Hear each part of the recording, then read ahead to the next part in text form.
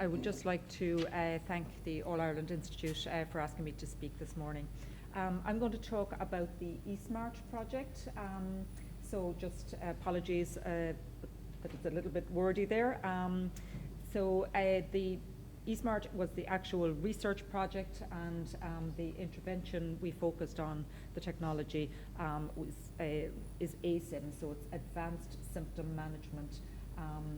The Advanced Symptom Management System using remote technology for real-time monitoring of symptoms in patients with cancer. And I just want to say that this was not focusing on patients with advanced cancer. It was focusing on patients with early stage localized disease who were receiving primary chemotherapy. Thank you. So I'm obviously representing a very large team here. The main investigative team are based at the University of Strathclyde. The chief investigator is Professor Roma Maguire, and I'm representing my Irish colleagues here, also from UCD.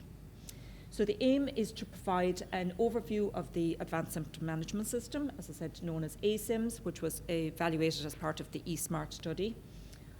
This was a two-part 5-year randomized controlled trial, which was conducted across multiple sites across 5 countries. So Ireland, the UK, Austria, Greece, and Norway. And the primary aim then was to evaluate the short and long-term impact of the ASIMS technology on patient-reported outcomes, outcome measures, and as I said, it was patients receiving adjuvant and neoadjuvant treatment for their cancers. And the cancers we focused on were breast cancer, colorectal cancer, and hematological cancers, namely Hodgkin lymphoma and non-Hodgkin lymphoma. And the focus was on those cancers because of the frequency of those patients being in and receiving treatments, and also the fact that a lot of them would be receiving primary chemotherapy. We did receive funding from the EU for this project. So the research team, I just wanted to mention them, and also to underline the fact that the technology has been used in the UK in various forms in smaller clinical trials going back for about 15 years now, up to 15 years, but even I'd say about 20 years in development. So the first person there is Professor Nora Kearney, and she has been interested in symptom management and how better to make it more efficient and effective, because we do recognise that there are limitations with the current way that patients report symptoms. Obviously the fact that there's retrospective recall, and the fact that some patients may not report their symptoms at an early stage when they are at an earlier grade, when they're more amenable to effective management, and then the fact that those patients will end up being hospitalised. And an example might be just diarrhoea, where patients may just think it's going to ease off or get a little bit better, and then end up being hospitalised with dehydration. So this was really the basis for it. The other factors were, of course, the shift in the delivery of care from more inpatient settings in the last couple of decades to more outpatient settings, and also, of course, cost being an issue. An important point as well is that in the development of this research project, there was involvement of the researchers, very importantly the cancer care clinicians, and also people with cancer. So AIIHPC, or the European Cancer Patients Coalition, was involved in the design from the beginning, in the design of the study, and right up to this point is still involved. I mentioned that, and we published the protocol also. So it was, I'm saying it was because it started in 2014. It was a 5-year study, and it's just finishing this year now. So we have finished with data collection, and currently the data analysis is ongoing. So the,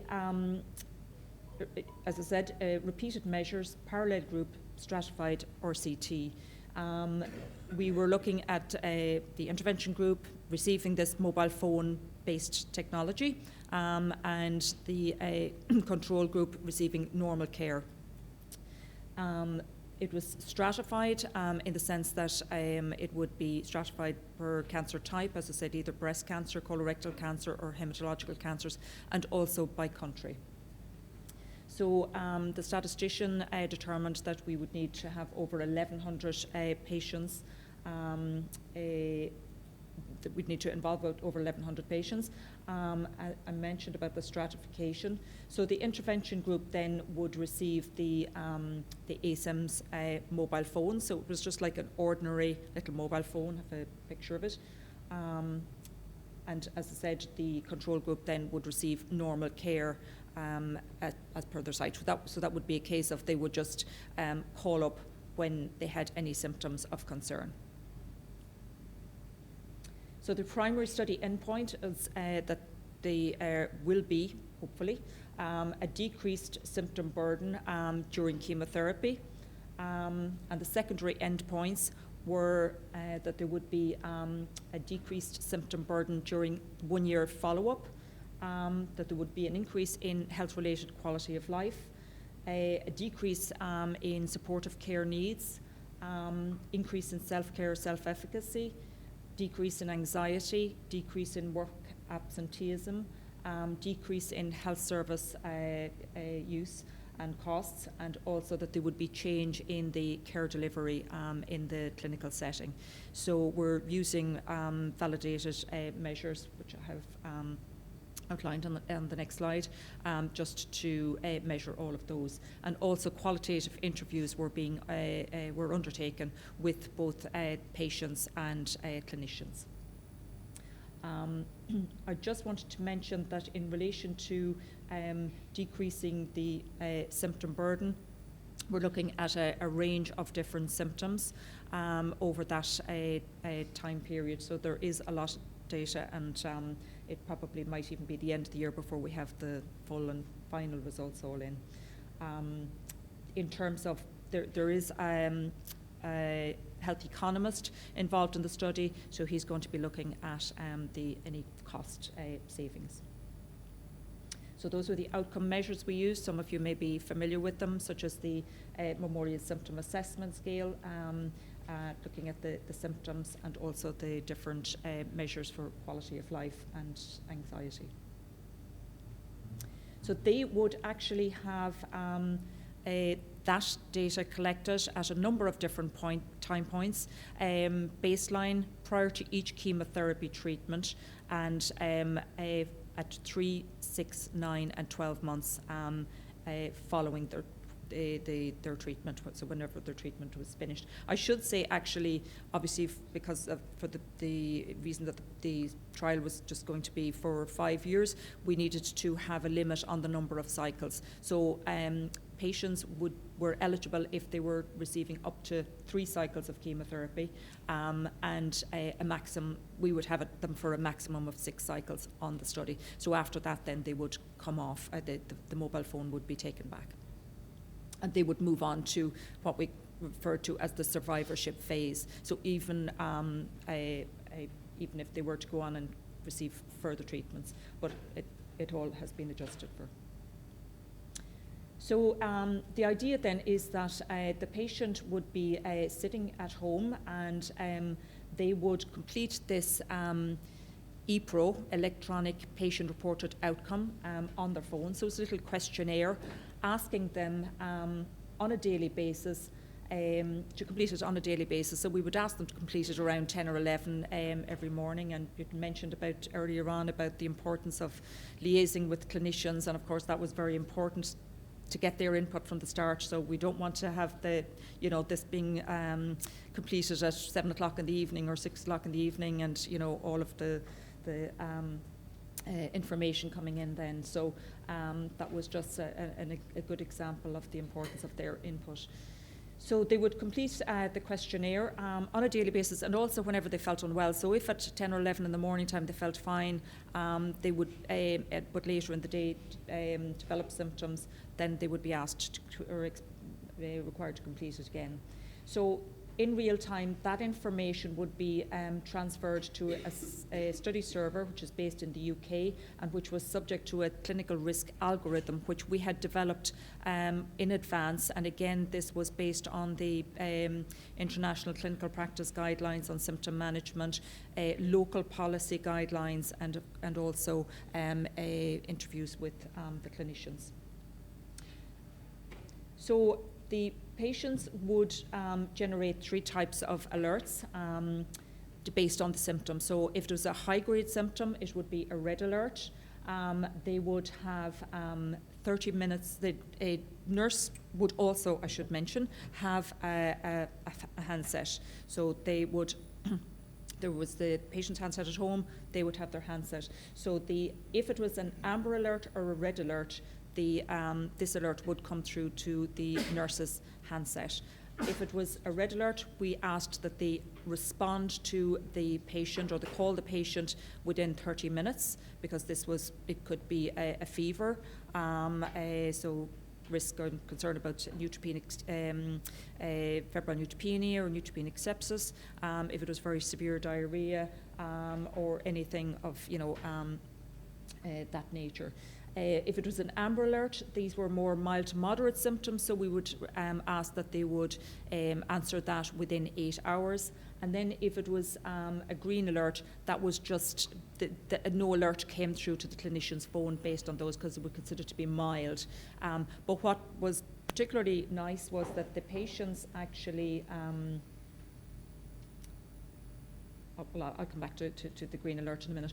Just to say, if for the amber and red alert, the clinician would then log onto a website and review the alerts and contact the patient because the patient information would be on the website. And also they could pull up a symptom graph that was outlined. It gave a 28-day view, so if it was maybe their 3rd cycle or whatever, they would be able to see what the pattern of symptoms were up to that point. They would then contact the patient at home and they would advise them based on their protocols that they had up in front of them. We were actually talking to some of the clinicians the nurses in St. James's Hospital yesterday, and they were saying that they found that particularly good, particularly for newer nurses to the area, because it was very clear, what the protocols were that they could follow. So very helpful in relation to that. So just then, obviously, if it was a red alert, oftentimes the patient would need to come into the hospital, and that was really good because, again, for some patients, of course, many patients will contact and make sure to report their symptoms, but other patients may not. They may just, for various reasons, feel that it might go away, that they want to, see if they're going to get better, or even maybe not even have somebody around or available to bring them in. So just that fact that they could get that information through very efficiently was very beneficial to them. I think particularly for people who are living on their own, just talking to some of the patients about that. So, as I said, sometimes even if they were to call and report symptoms, some of the units are so busy, particularly at night time, they may not answer the phone. So this was a way, again, of getting over that. So just as I said, was also a little e-library on the phone which had self-care information. So some of the patients, if they had just a mild symptom and they followed that information, would be able to, hopefully resort to self-care and prevent the problem from getting any worse, as I said, particularly maybe something around diarrhea.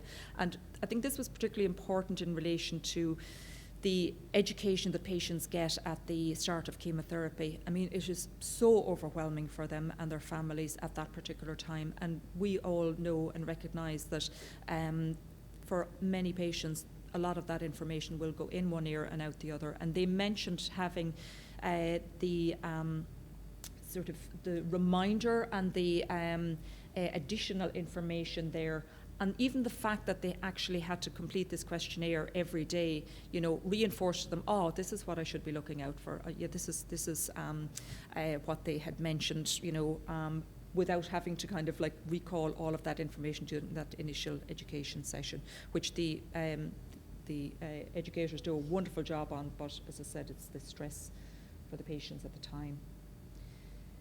So again, as I said, they would receive this self-care advice then if it was just a mild symptom. So the patient device looked like this. So they would just be prompted to complete the questionnaire. They'd press OK, and it was very patient-friendly. It was developed by a company called Docabo. They're a software company based in the UK. And but again, the person I mentioned in the beginning, Professor Nora Kearney, she would talk about having developed it and used it with her father, who was in his 80s. So because oftentimes the clinicians asked us, well, what about older patients? But it was definitely very straightforward to use.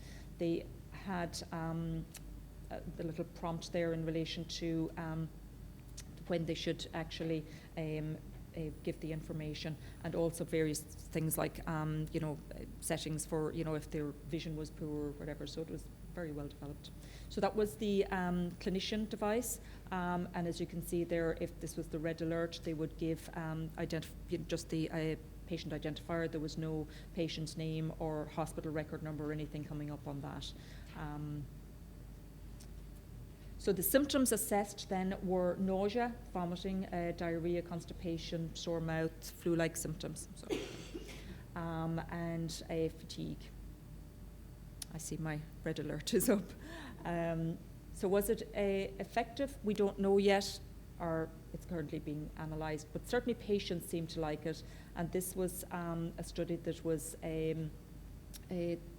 written up in the UK, and they certainly felt that there was many benefits, including improved communication with healthcare professionals. The nurses that we spoke to felt that that was the case also, and improvement in the management of symptoms. The big thing that came up was reassurance for patients. So those were from patients in the UK, but as I said, we also felt, from our interactions with the patients, the recurring themes being feeling connected, feeling safe, feeling reassured, and having that information that was tailored to their symptom. From the nurses, for the most part, positive. For some, time-consuming. One of the nurses yesterday was saying, this loud ringing going off in your pocket when you're trying to cannulate a patient certainly added to the stress levels, but it was I think overall well received. So I will just leave it at that. I just want to say one important thing is we want to thank all the patients who were involved in the study and all of the nurses, because it was a nurse-led study. We got great support from the consultant medical oncologists, but it was very much a nurse-led study. Very important to have good, strong leaders driving a research project like this in the clinical setting. So thank you.